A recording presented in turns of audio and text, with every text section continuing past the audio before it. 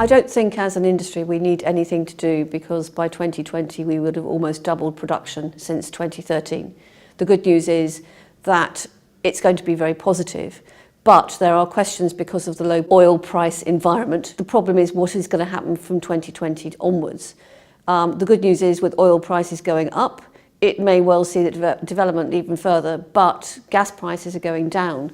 So I think what we need to do to sustain it is to make sure that the demand is there, because it's very much a demand-driven industry. Every tonne of LNG that is produced has to move. You're not going to store it because you have this dreaded boil-off. You can't do, like in the oil industry, shove it on a tanker and let it sit. It just doesn't work. So I think as an industry, we have to keep moving it forward, keep that momentum, make sure that the gas demand continues to grow, which it should do, and then I think we'll continue to see a very healthy industry.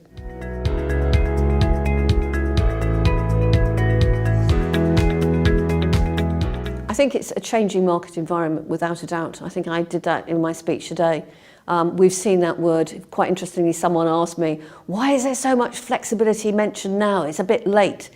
I think shipping's always ahead of the game. It has to be, because without us, the industry does not exist.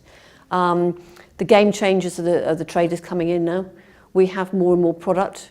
Unlike historically, there was always a shortage of either shipping, product or terminals. We've now got all three. So you can say that's a game changer in itself. You've got plentiful everything.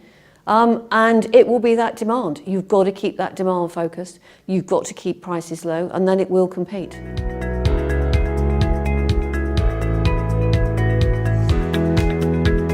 The FSRU markets and FSU markets are really the game changers. That allows quick access to markets that were inaccessible, allows you to get, if you have a production unit, to get gas out of small stranded gas fields which were uneconomic before.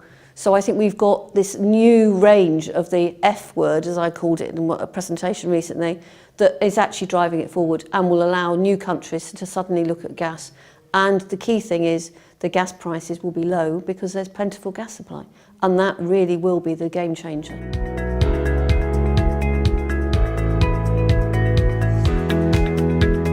Oh, I always look forward to coming to CWC.